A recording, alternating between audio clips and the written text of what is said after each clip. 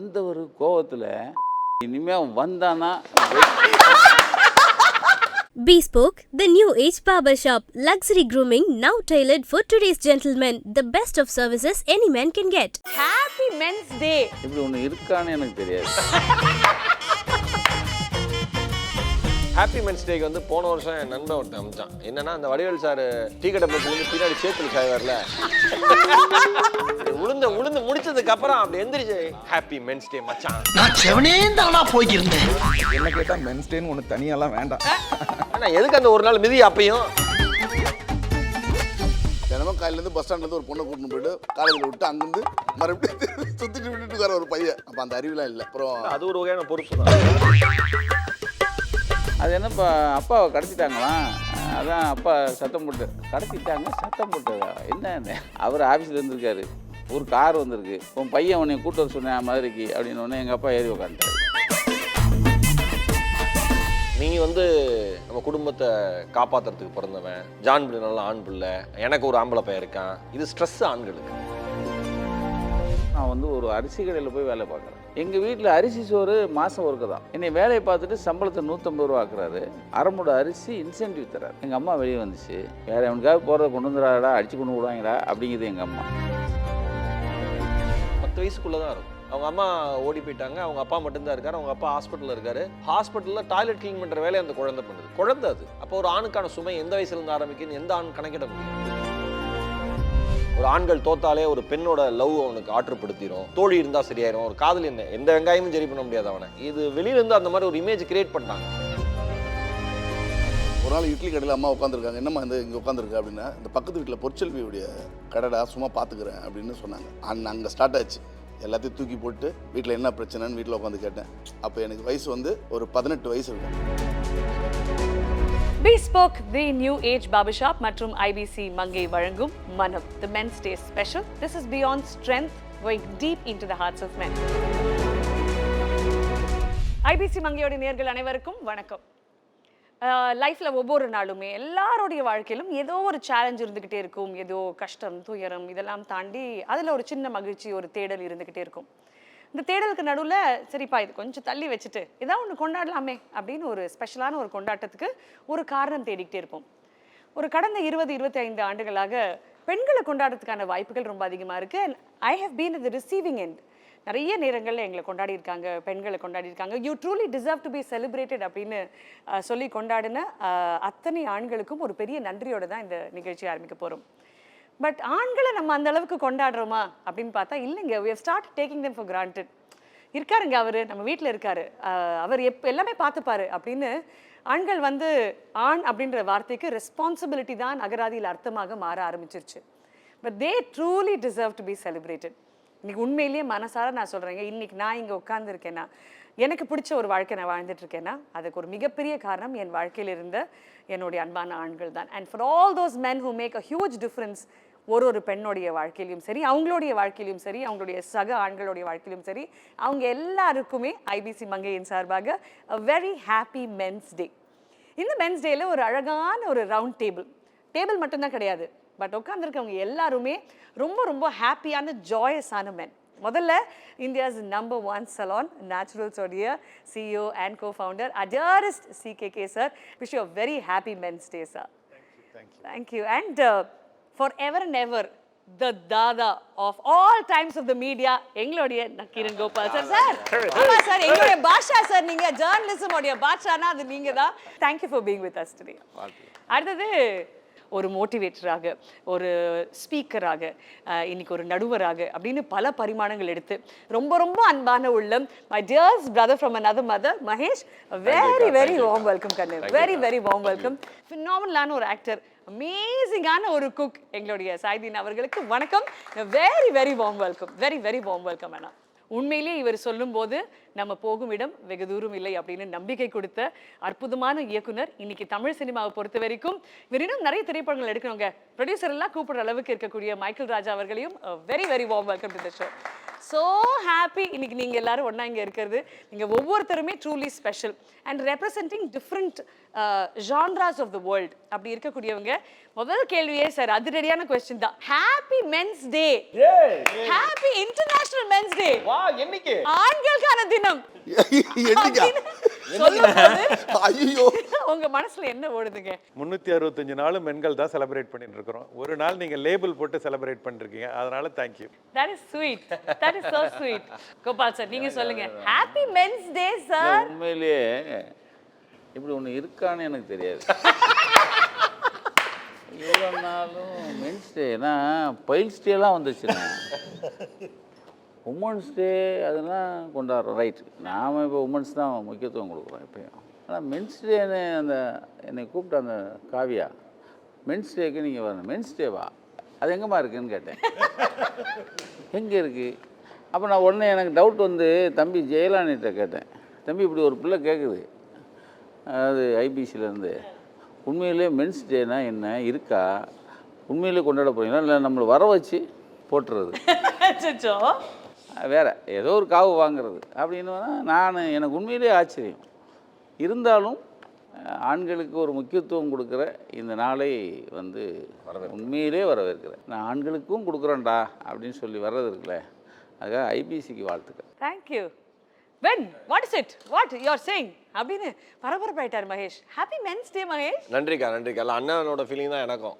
நாம் இப்போ உலகத்தில் இருக்கிற அத்தனை விஷயம் நான் படித்து தெரிஞ்சு வச்சுப்பேன். ஆனால் இதை பற்றி உண்மையிலே எனக்கு தெரில.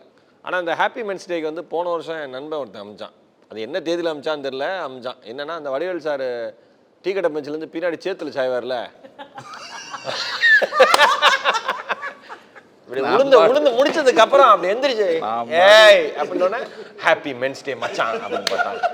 இல்லை இல்லை இன்னொன்று சொல்லுவாங்க தெரியுமா, நாம் பாட்டுக்கு செவனேன்னு தான்டா இருந்தேன். அதேதான். அதனால கொண்டு வந்தீங்க. வீட்டில் இருக்கிற ஆண்களை யாராவது பாராட்டினா டப்புன்னு எனக்கு அந்த பிக்சர் ஞாபகத்துக்கு வந்துடுது. தேங்க்யூ ஸோ மச்க்கா. அதே கேள்விதான் சொல்லிட்டு என்கிட்ட இல்லை புரியுது. உங்க மனசே அதான் இருக்கானே, எதுக்கு மென்ஸ் டே அப்படின்னு தான் தோணுது உங்களுக்கு? இல்லை நம்மள தான் கொண்டாடிட்டே இருக்காங்களே. அப்படி வீட்டில் நம்மளை வந்து ஒரு ராஜா மாதிரி வச்சு டெய்லி கொண்டாடிட்டு இருக்காங்களே, ஒய்ஃபு, அம்மா, தங்கச்சி, அக்கா, ரொம்ப ரொம்ப வேற லெவலில் வச்சுருக்காங்களே நம்மளை. இன்னைக்கு வரைக்கும் ஒரு கஷ்டம் தெரியாமல் தானே வாழ்ந்துட்டு இருக்கோம். அதாவது அண்ணனை பொறுத்த வரைக்கும் என்னன்னா, அவங்க சும்மா சொல்கிறா ஒரு ஃபேமிலியை ஒரு பயங்கரமாக லவ் பண்ணுவார், ஃபேமிலி ஒரு பயங்கரமாக லவ் பண்ணும். இந்த மாதிரி எப்பயாவது ஒரு 10 கோடிக்கு ஒரு ஆண்களுக்கு அப்படி வாய்ப்பு கிடைக்கும். என்ன பொறுத்த வரைக்கும் தமிழ்நாட்டில் இருக்க ஒரே ஆணி இவர்தான். இல்லை அவங்க வந்து அவங்கள வச்சிருக்க முறை தானே. இப்போ எல்லாருமே 6 மணி ஆயிடுச்சுன்னா எல்லாரும் வீட்டிலேருந்து ஃபோன் வரும். 6 மணி ஆயிடுச்சு எங்கே இருக்கிற, 9 மணி ஆயிடுச்சு எங்கே இருக்கிறான்னு கேட்பாங்க. இப்போ என் வீட்டிலேருந்து கால் வரவே வராது. எனக்கு எப்பவுமே வந்தது கிடையாது. நான் கல்யாணம் ஆகி 17 வருஷம் ஆகுது, இன்ன வரைக்கும் எனக்கு கால் வந்து ரீசார்ஜ் பண்ணி வைக்கணும் அக்கா ஃபோனை. இல்ல அது கூட கிடையாது. மனுஷன் வீட்டுக்கு வரலன்னா நிம்மதியா இருக்குன்னு யோசிக்கிறாங்க போலயே. ஐயா நீங்க சொல்லுங்க. ஆக்சுவலாக என்னன்னா, நமக்கு நெருக்கமாக இருக்குது உமன்ஸ் டே தான். அது எப்போவுமே நீங்கள் பொதுவாக ஒரு பெண்கிட்ட கேட்டிங்கன்னா அவங்க நம்மளை பற்றி நிறைய சொல்லுவாங்க.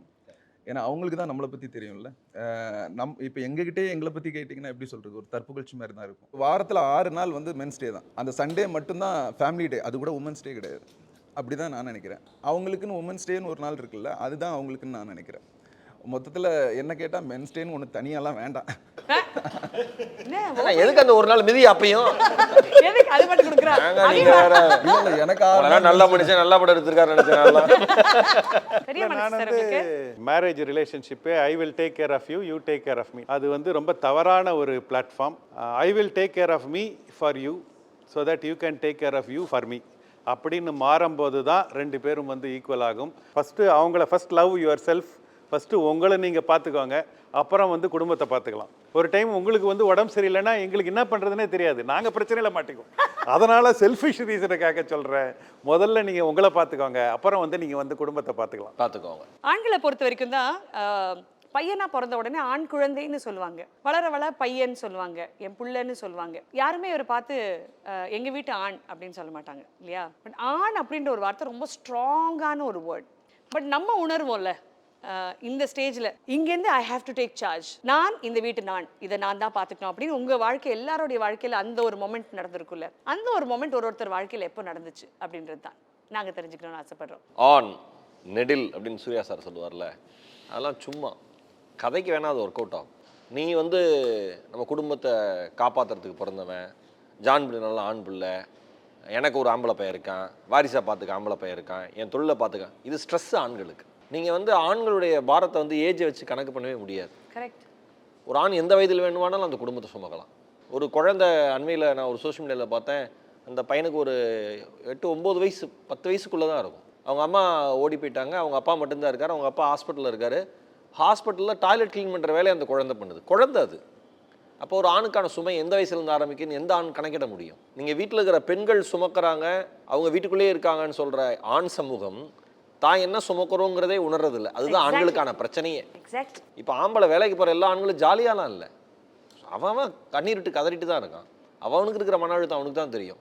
வேளச்சேரி அந்த 100 அடி ரோடா 200 அடி ரோடா அந்த ரோட்டில் நான் ஒரு ப்ரோக்ராமுக்கு போகிறப்ப உங்களுக்கு தெரியும், நம்ம எங்கேயா ரொம்ப அவசரம்னா இறங்கி நம்ம சட்டையை மாற்றிக்குவோம், கோட்டை மாற்றிக்குவோம்.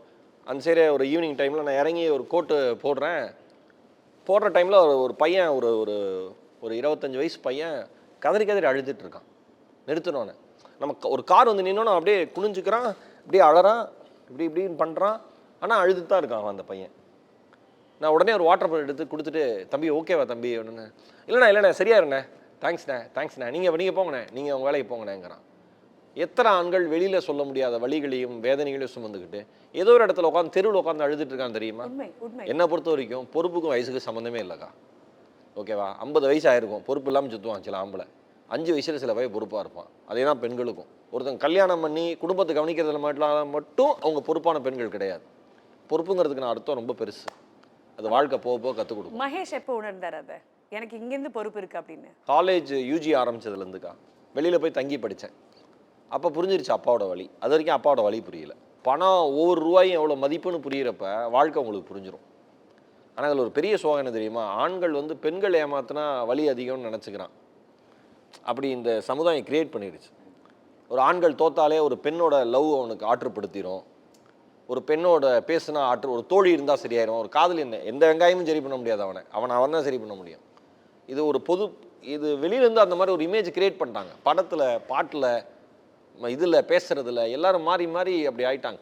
கிடையாது. அது ரொம்ப ஸ்ட்ரெஸ்ஃபுல் லைஃப் ஆண்களுக்கு. நான் வெளியிலேருந்து பார்க்குறப்ப தான் அப்பாவோட வலி புரியுது. ஓ இவ்வளோ காசு, இவ்வளோ கஷ்டமா, இவ்வளோ பண்ணணுமா அப்படின்னு. அப்போ இருந்து மெல்ல ஆரம்பிக்கிறேன். ஒரு ஆணுக்கு வந்து ஒரு பெண் ஏமாத்துனதுனால உண்டாகிற வழியை விட ஒரு ஆணை ஏமாத்துறான்ல, நண்பனா பழகி, சகோதரனா பழகி, பிறந்து உடன் இருந்து, இல்லை மற்றவங்களா கொலீக்ஸாக கூட வேலை பார்க்குறவங்களா இருந்து, அந்த ஏமாற்றத்தை எந்த ஆனாலையும் தாங்க முடியாது. அதை எந்த ஆணும் சொல்ல மாட்டான். இந்த இடத்துல இந்த ஆண் சொல்கிறான் ஆண்கள் சார்பாக. தேங்க்யூ. ரொம்ப உண்மையான ஒரு விஷயம். பொறுப்புக்கும் வயசுக்கும் சம்பந்தம் கிடையாது. அதனால தான் அந்த கேள்வியை நான் கேட்டது. எந்த இடத்துல நம்ம உணர்றோம், இப்போ எல்லாருடைய வாழ்க்கையில் அது ஒன்று நடந்திருக்கும்ல, இந்த செகண்ட்லேருந்து தான் இந்த வயசுக்கும் எனக்கு சம்மந்தமே இல்லை, நான் கேட்கவே இல்லை 7 வயசில் நான் இதெல்லாம் பார்த்துக்கணுன்ட்டு, ஆனால் 7 வயசில் என் கையில் இதை கொடுத்துட்டாங்க அப்படின்னு. அப்படி நக்கீரன் கோபால் சார் உங்கள் கையில் அந்த தேரை கொடுத்து இழுப்பா, இந்த தேர் வந்துதான் அப்படின்னு எப்போ சொன்னாங்க? இல்லை, நானாக பொறுப்பெடுத்துக்கிட்டேன். அப்பா வந்து ஐவிஎஸ்ல பியூனாக ஒர்க் பண்ணுறாங்க. சராசரி வருமானம் 200 ரூபா சம்பளம் அவருக்கு. அப்போ நான் ஒரு பிகாம் கிராஜுவேட்டு, ஒரு வழியாக படிச்சிட்டோம். அவருக்கு அதிகபட்ச ஆசையே அப்பா வந்து ஐவிஎஸ்ல என்னை கிளார்க் ஆக்கிடணும். ஆனால் எனக்கு வந்து கிளார்க்கு கிடைக்கும் வரைக்கும் நான் வந்து ஒரு அரிசி கடையில் போய் வேலை பார்க்குறேன். ஏன் அப்படின்னா எங்கள் வீட்டில் அரிசி சோறு மாதம் ஒருக்க தான். மற்ற நாள் பூரா கம்போ, கேழ்வரவோ, உப்புமா, இந்த மாதிரி விஷயங்கள் தான் இருக்கும். கடையில் சேர்ந்துங்க எனக்கு 90 ரூபா சம்பளம். என்னை வேலையை பார்த்துட்டு சம்பளத்தை 150 ரூபா ஆக்குறாரு. அரைமுட அரிசி இன்சென்டிவ் தரார். அதான் முக்கியம், எங்கள் ஓனர் தரார். அரைமுட அரிசிங்கிறது 50 கிலோ. அன்னைக்கு நான் சைக்கிளில் வச்சு எடுத்துகிட்டு போகிறேங்க வீட்டுக்கு. எங்கள் வீடு ஓட்டு வீடு. எங்கள் அம்மா வெளியே வந்துச்சு, யாருக்கடா கொண்டு வந்தேன்னுச்சு. ஏம்மா என் வேலையை பார்த்து அரைமுட அரிசி கொடுத்துருக்குமான்னு. டேய் வேறு எவனுக்காவது போகிறத கொண்டு வந்துடாடா, அடித்து கொண்டு விடுவாங்கடா அப்படிங்கிறது எங்கள் அம்மா. ஏம்மா என் வேலையை பார்த்து கொடுத்துச்சுமா. எங்கள் அம்மா அவங்க தாங்க இருப்பாங்க. அந்த அரைமுட அரிசி அப்படியே சைக்கிள்லேருந்து எடுத்து கொண்டு போய் ஓட்டு வீட்டில் ஒரு செவரு தான் சாமி படமெல்லாம் வச்சுருப்பாங்க. அதான் சாமி இருக்கும். மூஞ்சி கழட்டி அனுப்பிச்சு மூடை அரிசி அங்கே வச்சுச்சு, காமாட்சி விளக்கு ஏறிச்சு, தீவாத்தினை காட்டுது. அத்தா இவன் இனிமேல் இந்த கடையில் தான் வேலை பார்க்கணும். எப்படி அன்னைக்கு எங்கள் அம்மா மூஞ்சியில் பார்த்த சந்தோஷத்தை நான் வாழ்க்கையில் அவங்க இறக்குற வரைக்கும் நான் பார்க்கல. அப்போ எனக்கு என்ன பொறுப்பு வருதுன்னா, ஓ அரிசி மாதம் 50 கிலோ வாங்கி கொடுக்குறது எங்கள் அம்மாவுக்கு இவ்வளோ சந்தோஷத்தை வாங்க முடியுது. புரியுதா? அப்போ தான் அந்த பொறுப்பை உணர்றேன். அவங்களுக்கு எங்கே பொறுப்பு வருதுறாங்கிறீங்கல்ல, அந்த பொறுப்பு அழகு சார். எல்லார் வீட்லேயும் பேண்ட் செட்டை போட்டு இன் பண்ண ஒரு சூட்கேஸோட ஒரு சனியை ஒருத்தர் வருவான். எல்லாரும் நடுத்தர குடும்பத்துக்கு அவன் சொந்தக்காரனாக இருப்பான். ஒன்று அவன் மிலிட்ரியில் இருப்பான், இல்லை மெட்ராஸில் வேலை வைப்பான். அப்போ தடப்புடால இருக்கும் வீடு பார்த்துருக்கீங்களா. நான் மத்தியானம் சோத்துக்கு போகிறேன் வீட்டுக்கு, எங்கள் அப்பா இந்த வந்துட்டான்ல, அவருக்கு அரிசிகள் வேலை வாங்க பிடிக்கல எனக்கு. ஆனால் எங்கள் அம்மா சந்தோஷம் ரொம்ப முக்கியம். ஏன்னா அன்னையிலேருந்துங்க 30 நாள் எங்கள் வீட்டில் அரிசி வரும். எங்கள் அப்பாவுக்கு அதில் கொஞ்சம், ஏன்னா எங்கள் அப்பா சம்பளத்தை விட நான் அதிகமாக வாங்குறேன், 25 ரூபா கூட. மாப்பிள்ளை இவர் இந்த வந்துட்டான்ல, கேளுங்க, என்ன மாப்பிள்ளை படிச்சிருக்கீங்க? பிகாம். எங்கே வேலை பார்க்குறீங்க? அரிசி கடை. என்ன மாப்பிள்ளை பிகாம் படித்து அரிசி கடையில் வேலை பார்க்குறேன்? மெட்ராஸ் மாப்பிள்ளை பேங்க் ஆஃப் மேனேஜராக வேலை வாங்கி தரேன்னா. யார் வந்தவன்? இந்த மண் சோத்தை எங்கள் அம்மா அங்கே வந்துட்டான், கெட்ட வார்த்தையில் திட்டிட்டு வந்துட்டான், சோத்தில் பண்ணலி போட வந்துட்டான். அது அவங்களுக்கு அவங்க கவலை. கிலோ அரிசி போயிருதுல. எங்கள் அப்பா எவ்வளோ சம்பளம் கிடைக்கும் மாப்பிள்ள? 3000 ரூபா கிடைக்குமாம்மா மாதத்துக்கு. 3000 ரூபாய்? அப்போ என் பிள்ளைகளை கரையேற்றி விட 10 மாதம் வேலை செஞ்சாலே, டேய் முதல்ல மெட்ராஸ் போடாங்கிறாரு எங்கள் அப்பா ஆன் த ஸ்பாட்டில். நான் சரிம்மா, சரிப்பா வேலை கிடச்சேன்னா போயிடுறேன், நான் வீட்டில் போய் அங்கே போய் கடையில் சொல்லணும்ல அப்படின்னு சொல்லிட்டேன். ஆனால் நமக்கு ஒரு வேலை இருக்குன்னு வரோம். இங்கே வந்துட்டா, இங்கே வந்த பிறகு நடுத்தரில் விட்டாங்க கூப்பிட்டு வந்தவங்க. நான் அப்போ படிப்படியாக வேலை செய்து கடைசியில் நக்கின ஆரம்பிச்சேன். அதுக்கு இடையில் நிறைய உழைப்பு. ஆனால் பொறுப்பு அன்னையிலேருந்து, நான் சென்னைக்கு வந்தேன் இல்லையா, அன்னையிலேருந்து பொறுப்பு என் கைக்கு வந்துருச்சு. எங்கள் அப்பா வந்து 93 ரிட்டையர்ட் ஆகிறார். ரிட்டையர் ஆகிறதுக்கு முன்னாடி நக்கீரன் ஆரம்பித்த பிறகு நிறைய கஷ்டப்பட்டோம். நான் ஆரம்பிக்கணுங்கிற ஐடியாவிலே இல்லை, அதான் முக்கியம். நக்கீரன் ஆரம்பிக்கிற ஐடியாவிலே நான் இல்லை. தராசுன்னு ஒரு பத்திரிக்கையில் வேலை பார்த்துட்டு தோற்றுட்டு போகிறேன். தோற்றுனா 2 பேருக்குள்ள பிரச்சனை, வேலையை விட்டு ஊருக்கு போகிறோம். ஊருக்கு போகிறேன், அப்பா எதிர்த்து வந்தார். என்னன்னாரு, இல்லை நமக்கும் அவருக்கு ஒத்துக்கலப்பா, அதான் வேலை சிப்பா அப்படின்ட்டு போயிட்டார். சைடில் படுத்துருக்கேன், ஒரு மிதி விழுந்துச்சு வயிற்றில். யாருன்னா எங்கள் அப்பா. எந்தறானார் என்னன்னு எப்படி பார்த்தேன். ஏன்ப்பாண்ணே 29 வயசு நான் அடி வாங்கல, அதான் 29 வயசில் அடி வாங்குறேன். ஏன்னா சொன்னால் நீ வந்துட்டு அந்த பத்திரிக்கை ஓடானாங்க, வருஷம் நின்று வாங்கிட்டு இருக்காங்க அப்படின்னு சத்தம் போட்டார். நான் நின்னா அந்த பத்திரிக்கை ஓடாதுன்னு எவனோ ஒருத்தன் சொல்லியிருக்கேன். ஆனால் பத்திரிக்கை வருது, விற்கிது. அப்போ நான் ஏன் சொன்னேன், அடிச்சுக்கிட்டே இருக்கார், மிதிக்கிறாரு. எங்கள் அம்மா வேகமாக வந்துச்சு, ஏங்க அவனை அடிக்கிறீங்க? எப்பா நீ இப்போ மூஞ்ச கழுவு, உன் பையன் எடுத்துக்கிட்டியா, எடுத்துக்க இந்தா அப்படின்னு அஞ்சரைப்பேட்டில் ஒரு 20 ரூபா தாள், 6 20 ரூபா தாளை எடுத்து கொடுத்து, வேணா பாருங்கள் அவன் இதே மாதிரி பத்திரிக்கை ஆரம்பிப்பான், நீ போப்பா அப்படின்னு அனுப்புது. எப்படி எங்கள் அப்பாட்டேருந்து காப்பாச்சு. மீண்டும் முதல் அத்தியாயம் உள்ளே வரோம். அப்போ தான் அப்புறமேல நக்கீர் ஆரம்பித்தாச்சு. ஆரம்பித்தா பொறுப்பு பூரா என் தலைமையில் வந்துடுச்சு. ஏன்னா அக்கா கல்யாணம் அப்பா பண்ணி வச்சார், தங்கச்சி அதுக்கப்புறமா நான் இருக்கிற இது பூராமே வீடு. அப்பா ரிட்டையர்ட் ஆகிறார். ரிட்டையர்ட் ஆகிறதுக்கு முன்னாடி ஒரு பெரிய சம்பவம் நடந்துச்சு. எங்கள் அப்பா வந்து ஒரு கடிதம் எழுதுறாரு, நீ எனக்கு மகனே இல்லை, நான் உனக்கு அப்பன் இல்லை, உன்னை தலைமொழிக்கு 4 ஆச்சு அப்படின்னு 4 வரியில். எனக்கு என்னென்னா திடீர்னு இதை நான் பத்திரிக்கை நான் பாட்டு போயிட்டுருக்கேன். அப்போ எங்கள் அம்மா காய்கறிக்கு போவாங்கள்ல, போகிற வழியில் ஒரு கடைக்காரரு, அந்த என் ஃப்ரெண்டோடைய கடை இருந்தது. அம்மா வந்துச்சுன்னா ஃபோனை கொடுறானே, ஃபோன் அப்போ லேண்ட்லைன் தானே. ஏம்மா என்னம்மா அப்பா ஒரு கடை, ஏப்பா அது என்னப்பா அப்பாவை கடத்திட்டாங்களாம், அதான் அப்பா சத்தம் போட்டு கடத்திட்டாங்க, சத்தம் போட்டாங்க என்ன ஒன்று. என் ஃப்ரெண்டு போய் அப்பாட்ட என்ன நினச்சி கேட்டானா, அவர் ஆஃபீஸில் இருந்திருக்காரு, ஒரு கார் வந்திருக்கு, உன் பையன் உன்னை கூட்டு வர சொன்னேன் மதுரைக்கு அப்படின்னு ஒன்று. எங்கள் அப்பா ஏறி உக்காந்துட்டார், நடுவில் உட்கார வச்சு 2 குத்து. என்ன ஏப்பா என்னப்பா என் பையன் கூட்டு வர சொன்னான்னு கூப்பிட்டு போனேன், என்னையப்பா அடிக்கிறீங்க, உன் பையனை ஒழுங்காக இருக்க சொல்லு, அவன் பாட்டுக்கு எங்கள் அம்மா எழுதுறான், ஆத்தாள் எழுதுறான், நீ திட்டிருக்கான். ஓ அவனை தான் சொல்கிறேன் என் பையனை, அவனை தலைமுடிக்கு ரொம்ப நாள் ஆச்சுப்பா அப்படின்ட்டார் இவர். நடுரோட்டில் விட்டு போயிட்டாங்க. 22 கிலோமீட்டர் நடந்தே வந்திருக்காரு. வந்தவர் கோவத்தில், இனிமேல் அவன் வந்தானா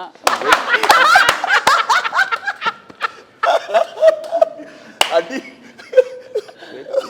அப்படின்னு லெட்டர் எழுதிட்டாரு. எனக்கு என்ன கோவட்டா, எங்கள் அம்மாட்ட கேட்டேன், ஏமா எவனோ ஒருத்தன் காரில் கூப்பிட்டா இவர் ஏப்பா போகிறாரு அப்படின்னா. என்னென்னா காரை நாங்கள் பார்த்தது இல்லைல்ல, இப்போ ப்ளஷர் கார்னு, அப்போ ப்ளஷர் கார் தானே சொல்லுவோம், காரை பார்த்தது இல்லை எங்கள் அப்பாவும் நானும். அப்போ காரில் ஒருத்தன் பையன் கூப்பிட்றானு ஏற்றாரு. CK sir, I'm gonna ask you and I know a lot of your life, அதனால் நீங்கள் கண்டிப்பாக சொல்கிறோம் சார், அந்த பொறுப்பு அப்படின்ற பொறுப்புன்றது ஃபஸ்ட்டு வந்து பெண்கள் வந்து ஒரு நல்ல ஒய்ஃபாக இருந்தால் தே ஆர் கால் சக்ஸஸ், இல்லை நல்ல அம்மாவாக இருந்தால் அவங்க சக்ஸஸ்ஃபுல். எந்த ஒரு ரோல் பண்ணால் கூட போதும், அவங்க வந்து இஸ் கால்ட் அ சக்ஸஸ்.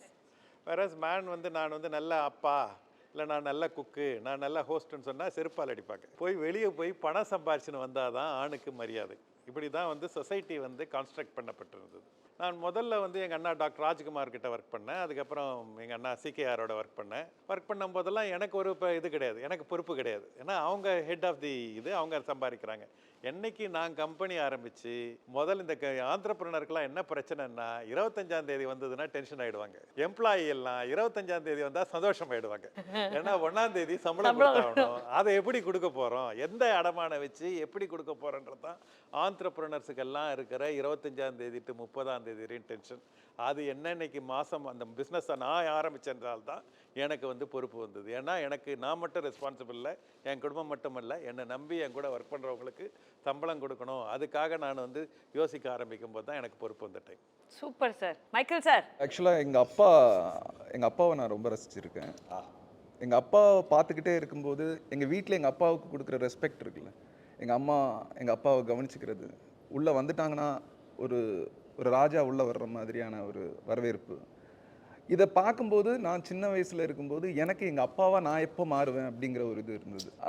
அப்படி என்னோட திருமணத்துக்கு அப்புறம் நான் அந்த இடத்துக்கு வரும்போது, அந்த பொறுப்புக்கு வரும்போது எங்கள் அப்பாவை நான் உணர்ந்தேன். அந்த இடத்துல தான் நான் என்னோட தொடக்கத்தை ஆரம்பித்தேன், ஆண்கிற தொடக்கத்தை. அப்படி தான் நான் நினைக்கிறேன். பா கவிதையா சொல்லிட்டீங்க ஐயா. அண்ணே, நீங்க முதல்ல பொறுப்பை உணர்ந்தீங்களா? ஏன்னா எல்லாம் வந்து அக்காவும் அம்மாவும் தான் பாத்துக்கிறாங்க. ஆமா, எதுவுமே தெரியாது எனக்கு. ஏன்னா வீட்டில் வந்து கடைசி பையன், 9வது பையன். ரொம்ப ஜாலியாக வீட்டில் யாருமே என்னை கண்டுக்க மாட்டாங்க. சாப்பாடு இருக்கும், சாப்பிடுவேன், சுற்றி டெய்லி வருவேன். தினமும் காலையிலேருந்து பஸ் ஸ்டாண்ட்லேருந்து ஒரு பொண்ணை கூட்டின்னு போயிட்டு காலேஜில் விட்டு அங்கேருந்து மறுபடியும் சுற்றிட்டு விட்டுட்டு வர ஒரு பையன். ஒரு வயசில் இல்லை, அப்படி தான் இருந்தேன்.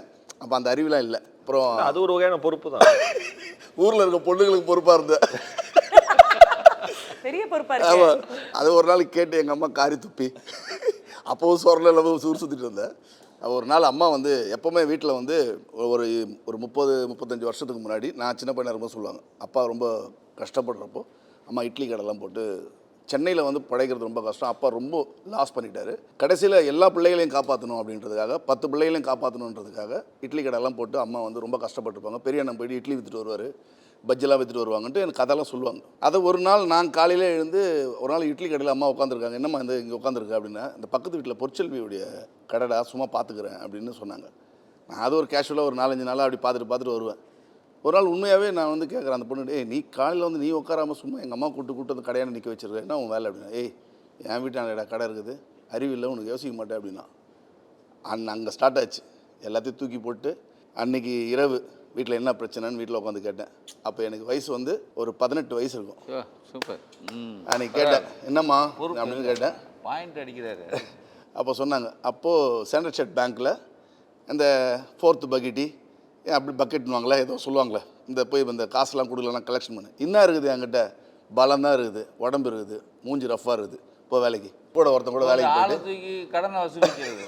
அந்த வேலைக்கு ஃபஸ்ட் டைம் போயிட்டு அதுக்கப்புறம் அந்த வேலையில் போய்ட்டு காசு வாங்கிட்டு வந்து மளிகை சாமான்லாம் வாங்கி வச்சுட்டு அதுக்கப்புறம் உணர ஆரம்பித்தேன். அப்போ என்கிட்ட என்ன தொழில் இருக்குது, நான் என்ன வேலை செய்கிறேன், இதுக்கு முன்னாடி என்ன வேலை செஞ்சேன், யாருக்கெல்லாம் உழைச்சேன், அதெல்லாம் யோசிச்சுட்டு ஊதாரியாக சுற்றிட்டு இருந்தேன்னா என்னை நான் திருத்திக்கிட்ட இடம் அந்த ஒரு நாள்.